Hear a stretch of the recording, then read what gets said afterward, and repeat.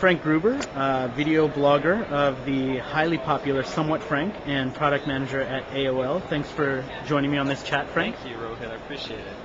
So our topic is basically about personality and why it makes a difference. And you've had a really interesting run because you've been kind of doing your own thing and also doing what you do for AOL. Right. So talk a little bit about, how's personality been for you? Has it made a difference? And has it been like kind of an uphill climb for you, or has it been relatively easy? Okay. Yeah, definitely. Okay, so personality I think is important because it helps people to engage with you on your level. So a lot of times if you just, if you have no personality, who's going to really care about it, right? Like you got to kind of send your message with, for example, me, I like to keep things fun and light, and if I didn't do that, I think that obviously no one would be watching or listening or reading or whatever. So I think that's been kind of the way that I've approached it.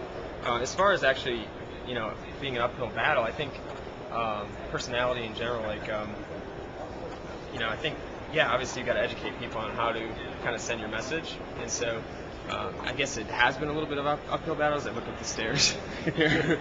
Yeah, we do have nice stairs here. We're at the very uphill. But ultimately, I think people are starting to get it, and it was interesting. I think that I've been doing it for a while, but I think that I've seen the other people around me, the actual competition, or if you want to even call it that, has improved, and so you constantly are raising the bar for what you actually do online, and I think it's great because it's actually creating more people are getting involved, and actually the best stuff is rising to the top. So it's not a battle of how long you've been doing it anymore. It's actually a battle of how good you're doing. Yeah. So, now, how long have you been doing it? How long have you been? 3.5 years is when I started Somewhat Frank. So, and then I've been at AOL, which is 2 years. So they kind of found me through my personal brand, which is kind of an interesting story. So you ended up with the job through your personal brand? Through the stuff that I was doing online. So, and it's really weird. Like a lot of people know that I work for AOL, but a lot of people come up to me and they're like, "Oh, Somewhat Frank," and I'll get that at like a conference or wherever, more than I'll get, "Oh, AOL," so right. It's kind of interesting. And folks like AOL have leveraged that, as well as even Intel, right? So some of the insider programs that they're doing are leveraging personal brand to kind of help get the message out. So talk a little bit about what you're doing with Intel. So Intel Insiders. Yeah, Intel it's Insiders a program. Is a program. It's like I guess you could say it's a brand ambassador program of sort. It more or less exposes a bunch of folks to what's going on at Intel, and then obviously the interesting things will help kind of because we're a part of it, we're going to kind of show off what's. So you're going one on. of the voices that brings some of those stories to life. Exactly. Somebody who doesn't work for Intel but Right. is interested in technology, obviously. Right. Exactly. So we're constantly getting tidbits of information about different events and things, and trying to kind of help spread the word a little bit about what's going on at Intel. And it's been really interesting for me because I didn't know the entire Intel story, so I've actually gotten educated on Intel and what they've been up to for the last 40 years. So it's been a lot of fun. And I think there's other folks that just don't tell their story well. I'm not saying Intel doesn't. I think they do. But I think in general, like I talked to a lot of startups and a lot of other companies, and I think the biggest thing that's just kind of keeps coming back to me is that a lot of folks just they don't focus on their story. They'll tell you about all the 500 features that they do, or 500 things that they do, and it's not a numbers game. It's like, what do you actually do? You know what I mean? And I think that's the one thing that we've tried to do with Tech Cocktail, for example. It's a mixer event for local startups to kind of amplify what's going on in the local community. We work closely with the startups as well as the companies that are sponsors to make sure that they get their message out in that local area, but also globally through our network of connections and whatnot, through blogs and whatnot. Now, one of the interesting things I think about your story is just how popular it's been. I mean, talk a little bit about what's the subscriber base of this? What sort of people get to the Tech Cocktail events? Yeah, so Tech Cocktail's been interesting. We started in Chicago, and we just thought a couple people would get together in a room and hang out and kind of amplify what's going on, but it's turned into a situation where we've done now 12 events this year. I think it's been 12, and it's in Chicago, Boston, Boulder. We're getting hit up from folks in South America, South Africa, to come and do a mixer event there to help, tell their story. So it's really all about storytelling, and we're trying to, tell what they're actually up to in that local community.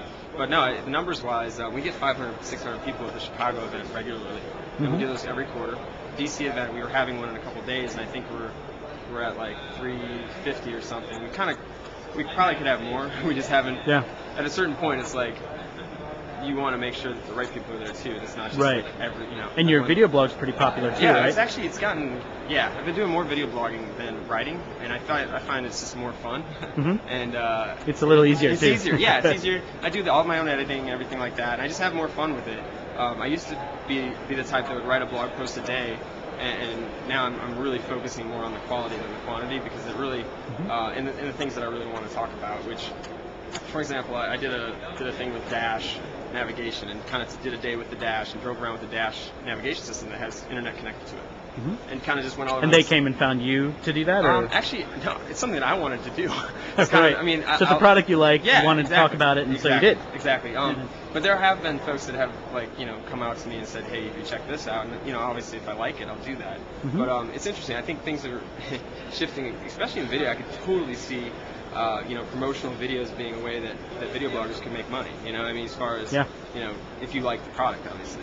It's kind of like a paper post, but if you actually like the product and you were going to do it anyway, well, I don't really see it still meets the authenticity standard, right? Exactly. Yeah, because exactly. one of the big things that a lot of us in the industry talk about is this idea that people are going to trust those opinions one-on-one, and you've obviously built up a base of people who listen to your show, who watch your show, and they trust you. And so if you talk about a product, you're likely to influence quite a lot of people. So talk a little bit about, I mean, one interesting thing I think is just about the relationship of your personal brand to AOL, and whether you've managed to kind of translate some of the stuff that you've done on your own into a change at AOL, which some people might call a faceless company. Right, yeah, so I do get approached, so I see what you're saying. So I am out and about. Like this month, I think I've taken 12 flights. I've been around, you know, speaking at different events. I like to get out and talk to folks, and I'm not, you know, I'm representing Somewhat Frank, but also AOL, because they're, you know, my employees, or employers. So I basically, I've helped, I guess I could say I've helped AOL kind of with the way that they approach social media. Back when I first started, they really didn't engage social media at all. Like they really didn't, you know, they weren't sending, you know, bringing in bloggers and talking to bloggers about their products, anything like that. Since you know, since I've actually joined, we've actually had a program where we brought in bloggers early, showed them what we're thinking about doing, gotten feedback, and then implemented any feedback that we could into the actual product. So that whole approach has changed, and it's you know, working through corporate communications. They've now, you know, kind of taken it and done it themselves, which is great. Kind of loop me out, which is awesome, because I don't want to be, you know, part so you have made a change that has kind of gotten other people at AOL to involved, to kind of start doing it on their own. Right. So I mean, I think the next level would be to do more of that with things like the Install Insider program. You know, I could totally see AOL benefiting from something like that. And they don't have that right now. So I think that's something that they could do, take it to the next level, and really get a core set of folks that they bring in regularly, as opposed to just, you know, when we have a product or something like that. That's great. So last question, any advice for individuals maybe in a role like yours where they're trying to build their personal brand, but they're also trying to bring personality to a large, seemingly unturnable enterprise? You know, bottom line is just, you know, do your thing. You know, like that's kind of, I mean, you know, I always kind of go by ask forgiveness rather than, you know, ask for permission. Yeah, you know, and just do it. And permission then, takes a while. And eventually, I mean, you've obviously got to make the right points of contact within the organization to make sure you're reaching them. But for the most part, I've kind of been able to do my own thing. And I think part of it is too that they found me through some of the things I was doing. So it's like part of, you know, who I am. You know, so if I wasn't able to do that, I probably wouldn't be there.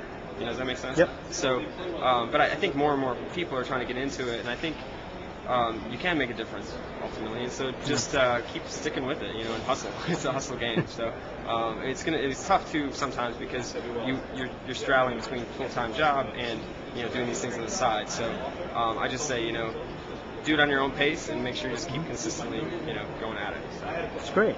Thanks, Frank. no problem.